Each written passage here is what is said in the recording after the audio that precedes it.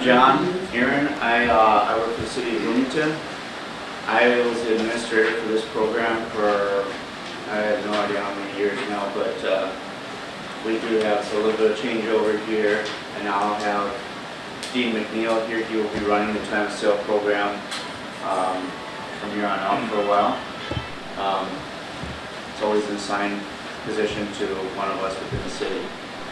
Time of sale program really is about trying to address issues within housing at the time of sale. When you go to sell your home, and it's to pretty much take care of the items that are hazardous or dangerous to people within a home. We look for structural issues, we look for electrical issues, we look for plumbing issues that are unsanitary or something like that. There's a few different things that we look at within a home that we ask for correction about. This slideshow is going to be pretty much what we look at. Here I'm going to explain some of the items that I've found throughout and that I've seen, and some of them are not code compliant, some of them are just downright dangerous. So we've got a lot of handouts. They're also available downstairs at our B&I counter, community development. I brought a few of the handouts up here so that we can get going on some of these for you.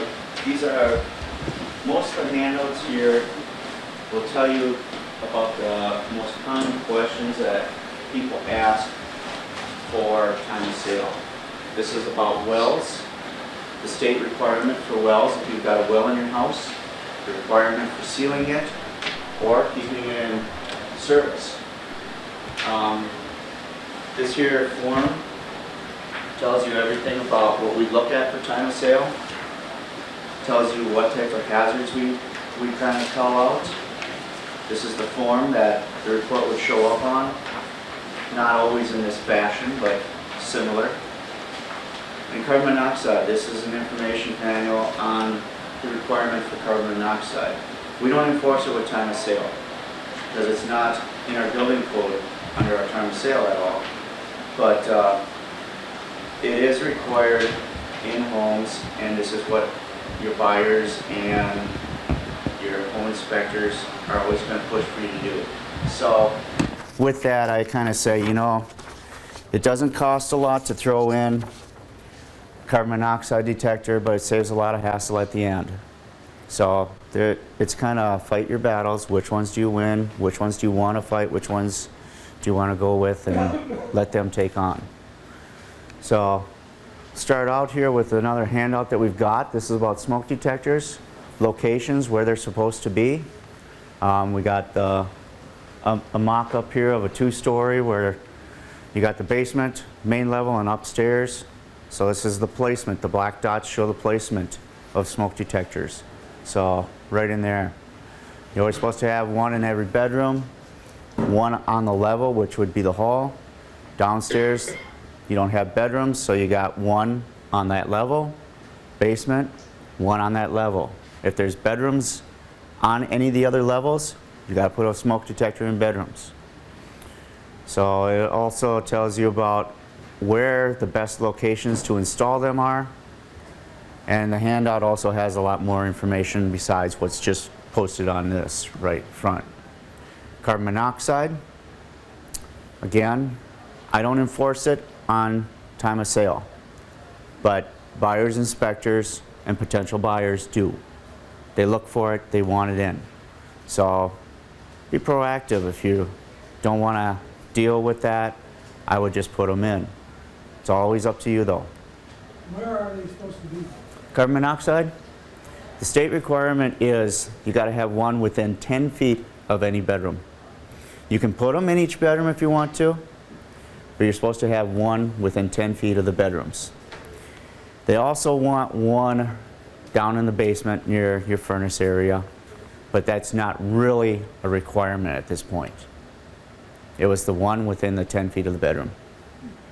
Are they supposed to be close to the floor or close to the ceiling? Or? Well, since carbon monoxide is a little bit heavier than air, you want to put them midpoint on the wall. Your house, the temperature of your house controls how fast your carbon monoxide rises. So you always want to keep it about midpoint. If you have a high efficiency furnace that brings in air, does that make any difference versus Still a gas appliance. any gas? Any gas appliance. If you have an attached garage, that also brings in carbon monoxide. Running the car in the garage. So, smoke detector placements. Again, that sheet will show you, and it's got a lot of information on it. This is just one. You can't put them within 36 inches of a ceiling fan. You know, it's basically the fan has to, when it's operating, it's going to blow the smoke away from it. So you always want to put them in locations where the smoke is going to get to it right away, so you can get out of the house right away. Your placements. So we got it broken down into carbon monoxide, smoke detector, and the fire, the fire extinguisher. Well, it's always a good thing to have on hand in your home, but we don't require those. This was just a good handout to throw up on the slideshow here. Electrical issues. Grounding. Yes. Back to the smoke, to the fire extinguisher, you don't require them, but through your experience, the buyers, inspectors coming through, do they usually? No, they don't go after that. Yeah, it's just good to have. I mean, if you know, maybe you got a little grease fire going on your stove there from something that's splattered, you can grab that and put it out yourself without having to wait for the department to come out, and maybe it gets even more involved at that time. Right. So it's always good to have one. But grounding. This goes to the electrical panel. This here chart here. This here tells you the size of your panel box, the size wire that goes to it in copper and aluminum. One of the two. You can use either or. But this is your ground for your panel box. So this here jumper is a bypass around this meter. This is your interruption point where you don't get positive grounding back from your electrical panel. So when you have power surges or something, like a lightning strike or whatever it may be, the power or the grounding goes back to the other side of this here pipe, which goes into the ground. This is your house side. This is your street side. This goes into the ground. That creates the ground back into the soil. So it takes the ground and puts it back towards where it's supposed to go. It's an important part with electrical. Open junction boxes, always a danger. These nuts always seem to come loose on those. You get bare wires. Rodents tend to chew on them if you got any rodents, or you get any kind of critters in your home sometimes, you know, and that causes electrical fires. There's plenty of that that's out there. Believe me, it's happened. Wires here, these all have to go inside one of those junction boxes from the previous screen. They got to be installed inside one of these boxes with a cover. This was a makeshift one. I know it's a little blurry, but someone put in, I don't know if you guys remember those strip outlets. You can put probably about 3 or 4 outlets right inside this strip here, or plugins right inside this strip. Well, someone tried wiring some other thing on the outside here, and then they put another ground coming down here to add a little plug to it. It's just a fire hazard waiting to happen. Open wiring, it's not terminated in a box. Again, we can have this, but this has to go into a box. It has to be wire nutted at the end, and it has to go into a box, and it has to be closed, so nobody gets electrocuted. Broken outlets, they'll always get fixed. Again, these are items that we see on houses all the time. People don't think twice about it. You probably overlooked them on your own home many times. You know, there's nothing wrong with it. You're aware of it, but you know, you're cognizant of it, but is another person that comes into your home cognizant of it? So Another one, wiring that isn't terminated in a box. They got a splice there and it's all wrapped up real nice and tight in tape. This was a really innovative situation that these people did in their home. They cut off a cord from a hairdryer that has a surge protector in there, and they wired their garbage disposal with it. So it had surge protection. Unfortunately, the garbage disposal is not designed for the surge protection that goes with a hairdryer. And it's not designed for the cord that goes with the hairdryer.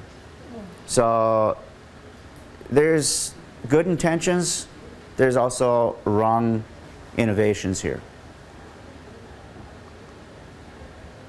Open panel boxes, again, we don't want anyone sticking their hands in there. This'll take you out. You know, you put your hand in there and touch the wrong thing, you may not be here tomorrow. So there's a lot of things that come with electrical that are dangerous that people don't think twice about, and they just do. This here is a slide about what we got here, double lugging. Right here, double lugging means putting 2 wires on 1 screw. That's a good indication that someone that's not familiar with electrical has done their own. You don't get a positive connection to the wire there, it always comes loose. You get sparking and arcing within the panel box, causes fires. Again, we always address open panel boxes. We don't want those open. So some of this stuff will give us a clue as to what's been done in the house. We look at it, and if we see enough wrong, we'll ask that we get an electrician in there to go through this and give us his estimation. Is there a problem with this? Can it be fixed? And it usually does get fixed. Got a question? Yes. Are fuses still allowed? Yes, they are. They are. They're allowed. They're very safe. Very safe. What was that?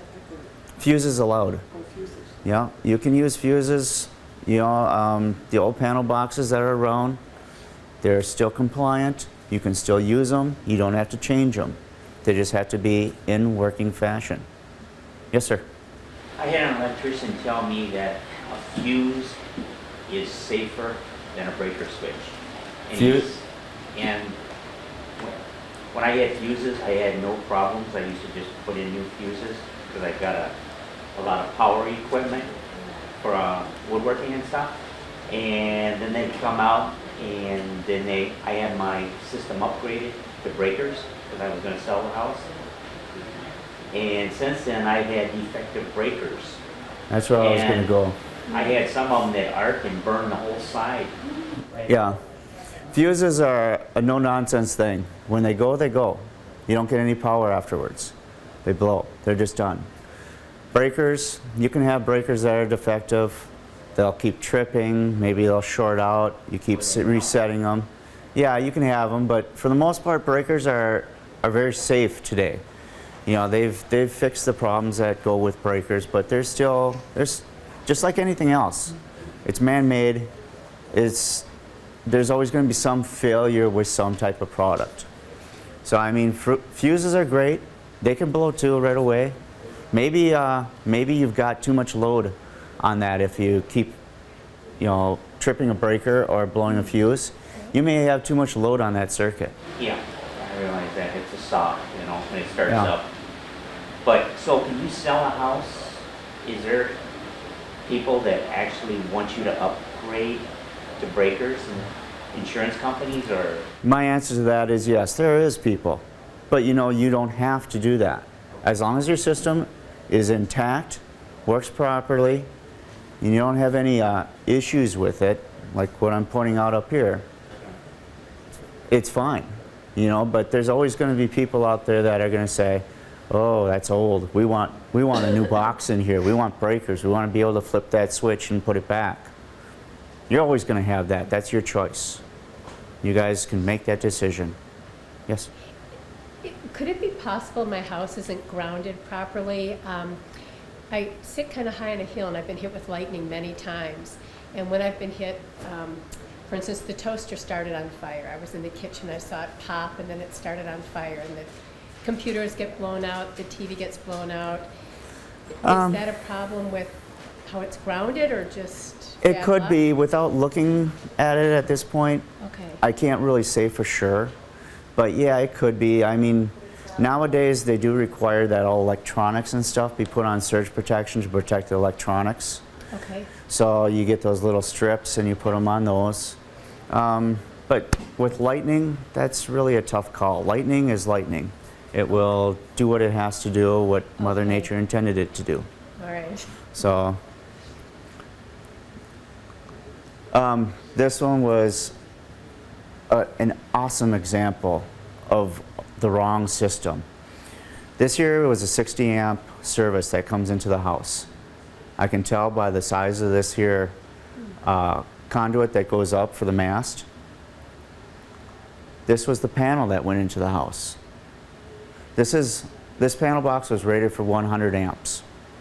You can only put 100 amps of power into this panel. They put a 200 amp breaker in here, a main breaker, which was designed for a 200 amp box. These other breakers down here were to another designed box. They didn't fit this panel box. So there was multiple things wrong here. I had our electrician from the city here come out and take a look at this just to give his feedback on it, and he was scared to even open this box because it can blow up on you at that. You get arc flash, and with that that's pretty dangerous all in itself. So 3 things right off the bat: the bad breaker for a 200 amp box, 3 different types of breakers that go to a different type of box, and that previous slide, the 60 amp. This was what we called out for a certification on this. We had an electrician come in and he went through it. Basically, they ended up tearing it all out, putting in a 200 amp system. Now on this house serviced a hot tub, a stove, AC, an electric water heater, electric dryer. It had general use power for lighting and outlets. Now all that is fine, except that would work on a 100 amp system, not on a 60 amp system. On a 60 amp system, you can only put one major electrical item, such as maybe your electric water heater or electric stove. You can't put all of this on a 60 amp system.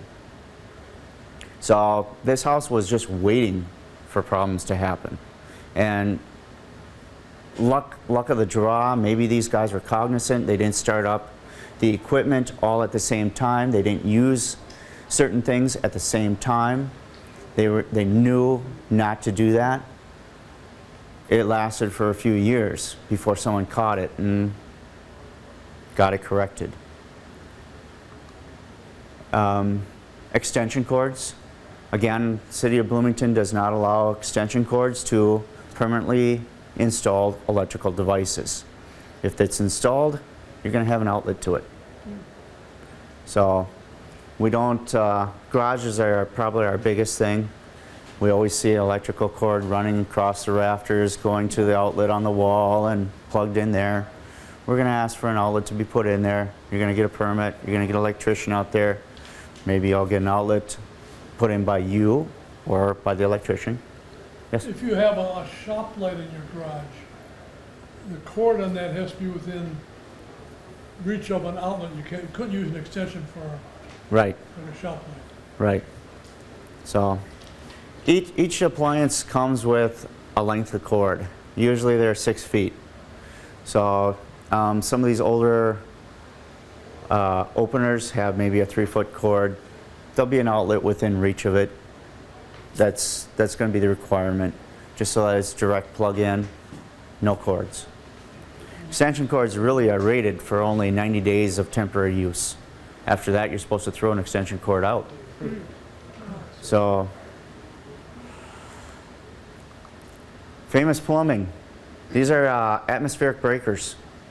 This is all designed for backflow prevention. So this breaker is for a handheld shower. This one is for a garden hose, wherever you can hook a garden hose up to. Spigots here on the outside of the house. Got the threads there where you hook your garden hose. This would need that atmospheric breaker.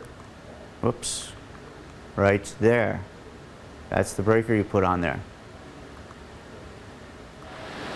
How long has that been in code, that backflow preventer? Like 3 years? Yes, a long time. Long time. It started out with a single check, went to a double check. Now the code is still requiring a double check. We still allow a single check for time of sale. We're getting something instead of nothing. So we add a little bit of protection.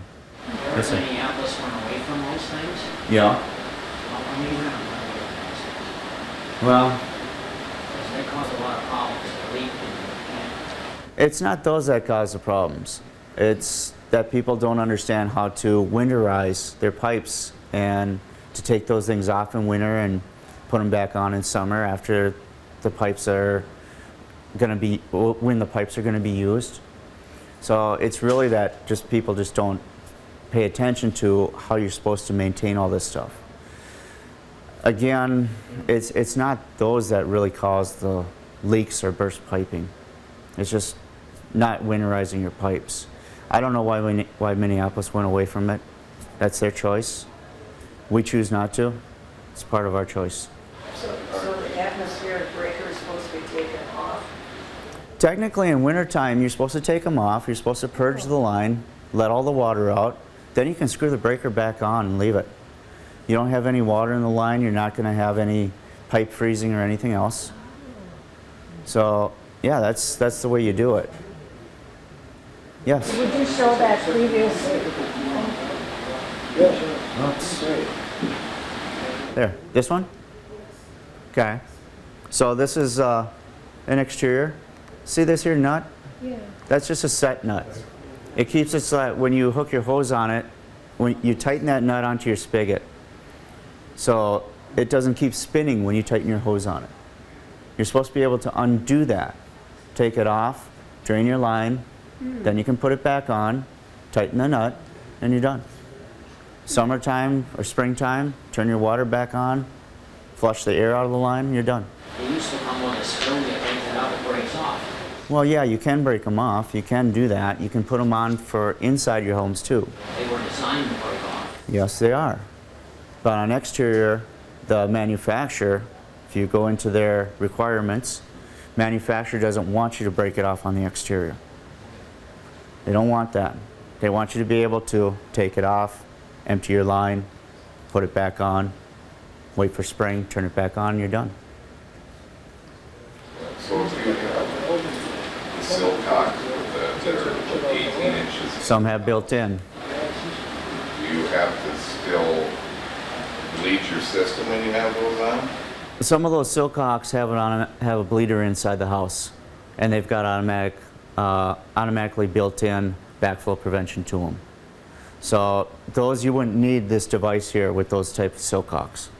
You don't need those? No, as long as it's built into it, you don't need those. So I have a house for sale, and they just had an inspection, and we had to put those on. well, I don't know if the guy who inspected it or the person inspecting it knew exactly which kind you had. Well, no, I'm talking about this is, my house has a 18-inch long with the shutoff way inside. But the house that I have for sale doesn't have those extra long Silcocks. Okay. So they put those backflow backflow preventers on. I guess I have to assume that since you said you're supposed to take them off in the winter unless you back. You take them off to bleed the line out. Oh, okay. Yeah. Then you just put them back on. And I have to hope that the guy that put them on did that correctly because they were installed in December. Yeah. See, okay, I'll go back to this slide again. Idea. I do plumbing. It's a good idea to take them off and leave them off. The reason is because there's a seal in there, and if that seal leaks over a month or two, then you get water in there anyway, and then it freezes up. In the summertime, you won't even notice because it will evaporate or drip, one drip maybe every 8 hours. But if I got a house for sale, I have to leave them on while it's being inspected. That's true, Yeah. that's true. I had one for sale and it fell through. Well, hopefully it didn't fall through just because of that. But I was serious and ask about that. moving on, this is some other plumbing issues that we always come into. This here, the improper installation, I got here, it wasn't vented, it's S-trapped, it's got a couple of things that were wrong with it. They glued ABS and PVC together, two different plastic materials, but they cannot be glued together. They react differently to heat. There's a pleated piping right here. You can't use pleated piping. And then of course, the improper slope. It's just, the slope is all wrong. I don't know how this trap is going to empty out back this way when it's all pitched forward. So it'll still work. You know, it'll go by gravity and pressure of the water that comes in there. It'll just force it on out. But you cannot S-trap. Here's one trap. Here's another trap. This is called an S-trap. This is where they glued ABS to PVC. So again, it's just improper. Another unvented and S-trap fixture. Here they took two traps. You got their Ptrap right there. They took another Ptrap, ran it down that way. When you see the pipe coming down like this, I already know it's not vented. This was in a basement. So, no, I don't think this is a basement. This was upstairs, I believe. But there was no vent on it, so venting allows it to drain properly without getting that glug, glug, glug going when you fill up your sink and it's trying to get air to drain it out. That's what a trap does, or a vent, I'm sorry. This one was really good. This is a vacuum hose that someone hooked onto their sink and stuck it right through the wall into the pipe. Oh my gosh. So that was a really good one. I liked it. But as you can see, it was leaking inside the cabinet down there. You know, so it really didn't perform well. This one doesn't have a trap, so you're actually allowing sewer gas to come in. When you have a trap, go back a couple slides here. This here Ptrap, there's water that stays in this trap here, right about at this area here. That keeps sewer gas down within the pipes, so it doesn't come up through into the house. So this one doesn't have Ptrap on it at all. So there, it's easy fix. All they have to do is install a Ptrap and reroute some piping. Very innovative. I have no idea how it works, but you know, they put the Ptrap on the side. So again, it's, I don't know what people were thinking, but this is the method. It drained. It all drained well, but they're going to get the sewer gas coming up through the pipes and into the house. This is our backflow prevention handout for toilets. This here is the backflow preventer on a toilet right there. This is your float. This is your flapper valve, your flush valve basically. We're looking for an air gap between this here backflow preventer and this here tube. We're looking for a clear gap of about an inch. You don't have to always have an inch, but that's just the number that the code put out. It's a nice clean number, it's easy to remember, easy to do. But this allows this toilet to flush, and basically you don't get any of this water potentially siphoning back through your clean water system. I have seen that happen. We did have a foreclosure house here within the city that they had issues where they got backflow prevention because of a break in the pipes.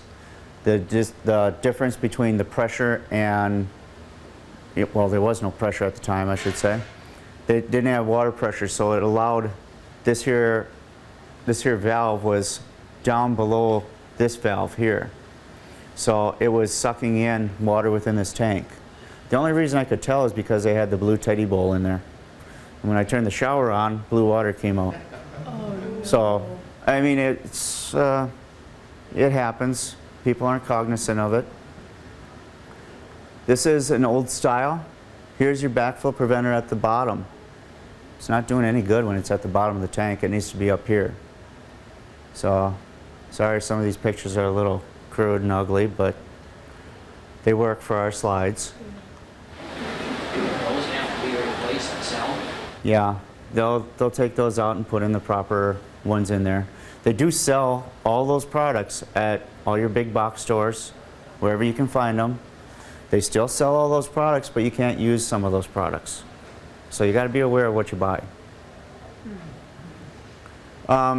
This was a different one. Sink discharge, also picking up a shower through piping to a floor drain. Okay, this was the sink came out here, dumped down into here. This was another discharge, I believe, from the condensate of the furnace, and it all ran to the floor drain right over there. So it's above floor. We don't do that. That's unsanitary conditions. Gray water is gray water. It's got to go through piping. It's got to be tied into all the piping. You can't just dump it out onto the floor and let it migrate down to the floor drain. So that's where the pipe comes out of the wall right there and dumps to the floor drain. This here was the shower, I believe, that it first picked up. So this is the floor drain. That is the clean out hole right there to clean your roots out and all debris out of the trap in the floor drain. Bypass the trap and clean the lines, I should say. You do have to have a plug within that drain there. Not the center, at the clean out part right there. Water heaters, this is also another danger. Water heaters without temperature pressure relief valves become rockets when they malfunction. They can go right through the roof of your house and take the house right off the foundation. So this is a temperature pressure relief valve right here, but it's installed in the wrong location. This is an old water heater that wasn't designed for temperature pressure relief valves back in the day. Now, today's code requires them to be within 6 inches of the top of the water heater. So they could either be on top here or at the side. That takes and allows the pressure that's in the water heater to spill out to this here and drain right out. So your water heater doesn't become that rocket. Again, this one would end up being removed and replaced because this valve here is not within 6 inches of this tank. All the water that's in this tank, when it's hot, it's cooling off anything out here, so it's not allowing this valve to actually work. So, a wrong application. Wells. This was a sandpoint well that went into the garage. Again, the state has a requirement for all wells. If they're not in use, they're not functional, they have to be sealed. This has two things on it. Even wells get backflow prevention. Here's where they can hook the hose onto it. And then the well itself has to be functional. Now, we don't go after you and make you pull out wells because they're not functional. For time of sale, I'm going to take and I'm going to push it back to our environmental department. They oversee wells. So if the well is functional, it can stay, it can be used for irrigation. It can't be used for household plumbing. If it's not functional, they'll probably send out some sort of statement for you, a letter stating that, you know, you have to get rid of this well and have it sealed by a licensed well abating company.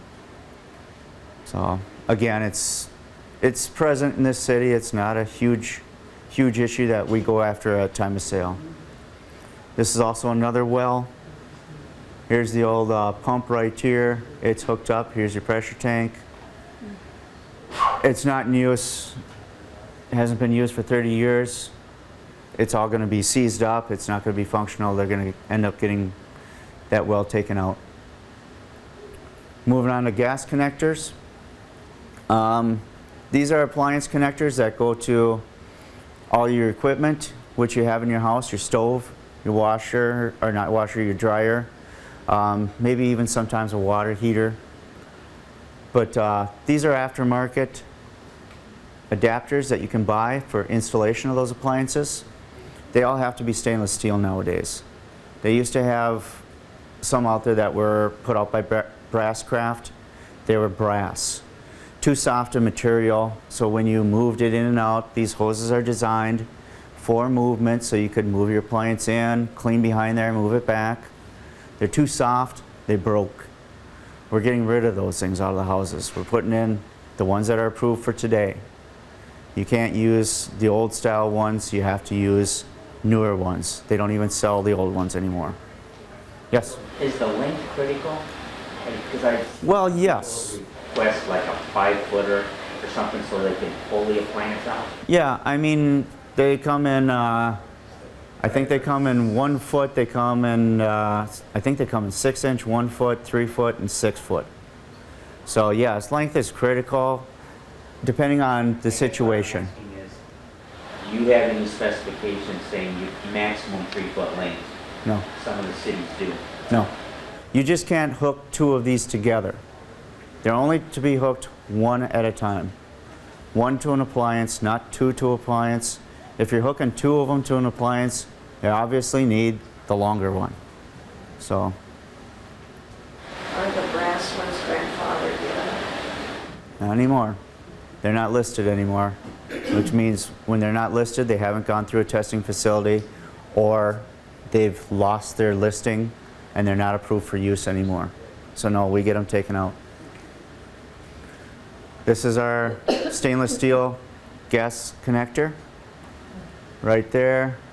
This here tells us what markings are on there, tells us what code cycle they're in, what they're going to, have they been listed, tested, and which ANSI or AGA assembly they have been tested under.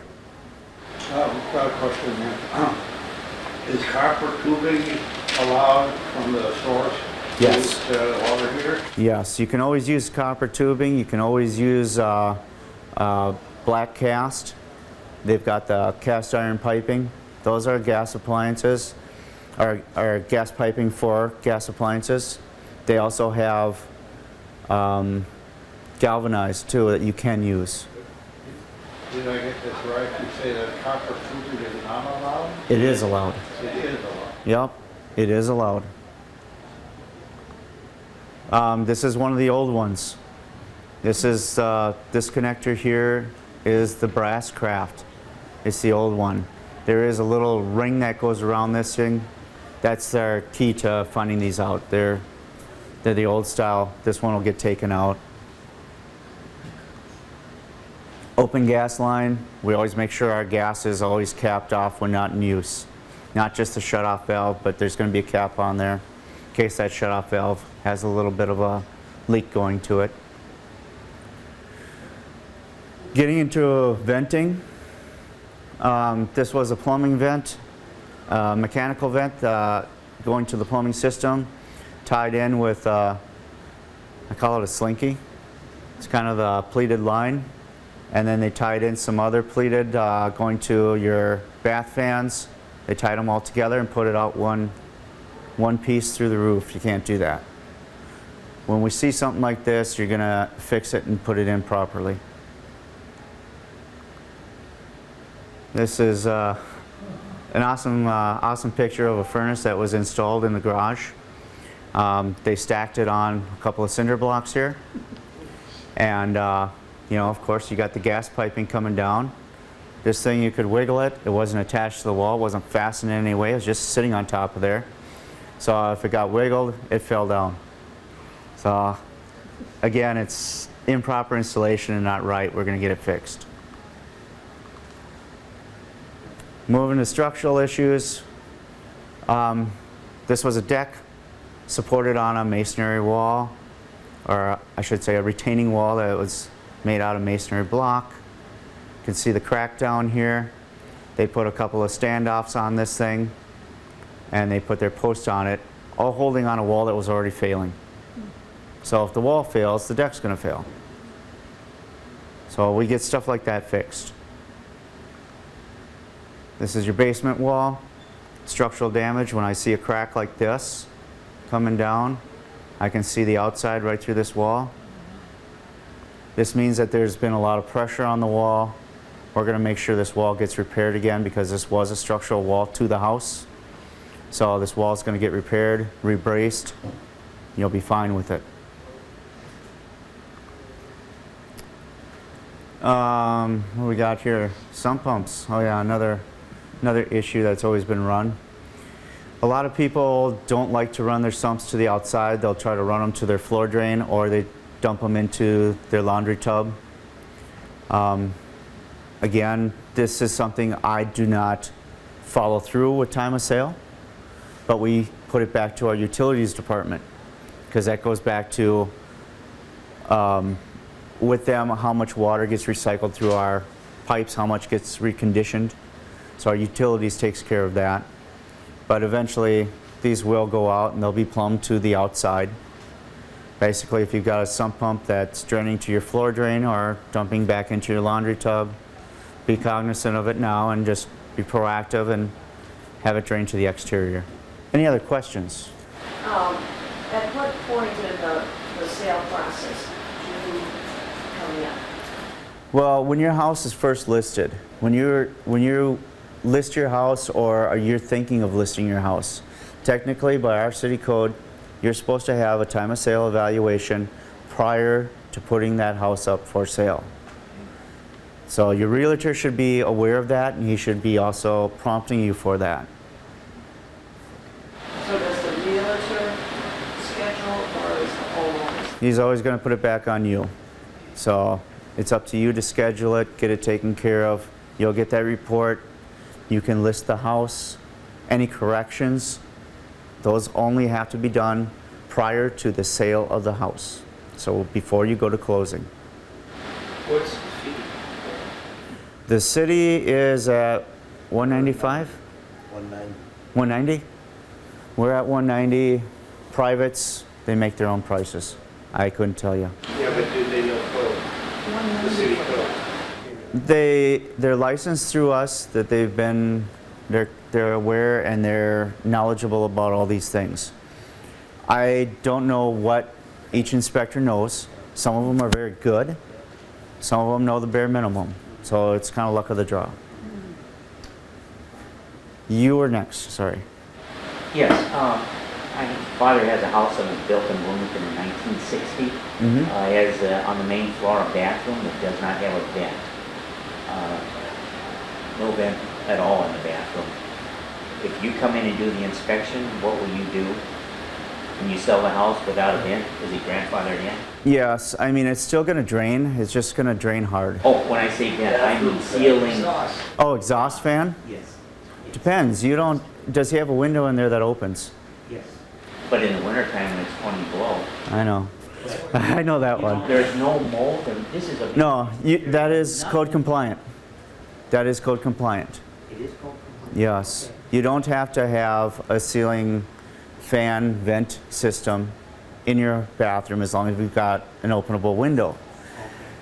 Now, in Minnesota, none of us open our windows in wintertime to vent our bathroom to get the moisture out. So, you know, what's compliant here is the bare minimum. So, you know, if you want to put a ceiling fan in, that's probably a good idea. Do outside outlets have to be ground fault and direct flow? Today's code, yes, there's a lot of different requirements that have changed with exterior. They're going to be on a GFCI. They're going to have a weather-tight cover. They don't have to have arc fault because they're exterior, so they're going to have ground fault. But on time of sale, we're talking two different things here. Time of sale is we're going to address the hazards that we feel are important to address. Whether it's an outlet that was outside, doesn't have ground fault or anything, but it is contained, it is sealed, it is covered, we're not going to go after that. We'll just mark it as it's below minimum requirements, but it's okay. First, to chime in on your question about the inspection thing, I have a house for sale right now on the market in Bloomington. this, you're talking about having an inspection before you know, whatever, the Yeah. realtor. Don't trust any realtor on the planet Earth, that's the first thing I'll tell you. Car salesmen, realtors, right next to each other, crooks. Second of all, we got an offer on the house, never had an inspection. After the guy makes the offer on the house, you're held hostage to a list of things that you get from your inspection. You need to fix this, you need to fix this, you need to fix this. That's Yeah. why I asked about the backflow preventers and so on. There was thousands of dollars worth of stuff that needed to be fixed on the house before we could sell it. Now, here's a caveat to all that. If you so choose to not fix items within the house, there is an agreement that we allow.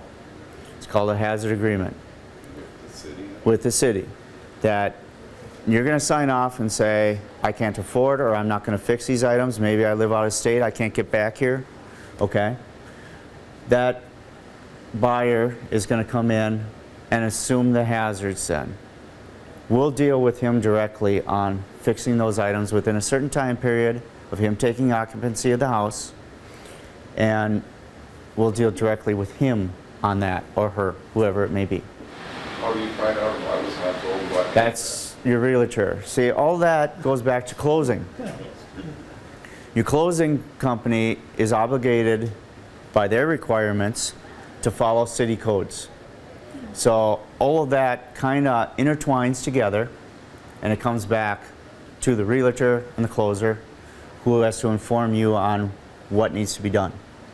So if you can't afford, or you don't have the opportunity to fix items, you can do that hazard agreement. The buyer can agree to that. They can take on those responsibilities. They fill out that form prior to closing and take that form with them to closing. They've met the obligations for the state requirement and for the realtors. Now, I also have a question about wells. I live in Bloomington, have a well that allegedly has been capped. Bought the home 27 years ago. I have no paperwork. I see in your handout, it says you can have it tested. What's the cost to have somebody come in and test it? Hundreds of dollars probably? Well, probably yes. That ranges from different companies. It really does. There's so many well companies out there right now that, it's just like it's a commodity in a way. They want this job. Maybe someone else doesn't want it. Their price is going to be a little higher to come. Maybe they're coming from Elk River or something, and they got to drive to Bloomington. Maybe you got a company here that's localized. They're going to come here. Their price is going to be a little cheaper. Which one do you want to do? Who sets the price? It's their decision on what their price is. I can't make that up. But it says in here about what they need to do. Yeah. It's going to probably be We usually have most of the records for wells, whether they're sealed or not sealed. When it goes back, well, probably at least if it's 20-something years ago, yes, we probably have the records. When you're talking about wells that go back in the 60s and 50s, That's when the house was built. well, we might not have those records. And that's also my parents' house. Yeah. Has a alleged working well. I Now, know. that disclosure sheet does say that you just have to disclose the well. With the time of sale, that's a state requirement of disclosure. With time of sale, we identify that there's a well there, whether it's working or it's abandoned, or maybe it already is sealed. So we put that down and we bring it back to our environmental that takes care of that. What do you do to determine that it's working? Just to make sure water comes out and just take it out? Usually, yeah, tied to irrigation, not tied to household plumbing. Yeah, he used to have it that way, and I guess we had to switch because in the winter, you don't generally use your water. Yeah. And so then your well's not used and you get calcification on the point of the well. Yeah. So every few years, he's paying large money to get the well running, so hook it up to the toilet in the basement. Yeah. And every once in a while, you flush the toilet and it would run.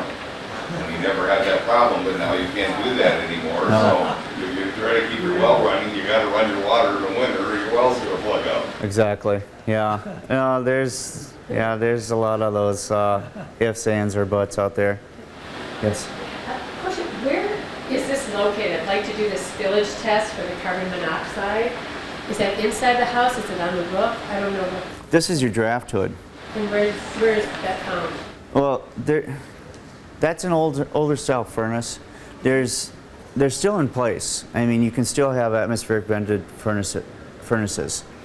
But there's a lot of power vented furnaces and stuff that piping is all running outside, nothing in the house. So if you see your white piping coming from your furnace, it's probably going to your outside. You're probably good with that.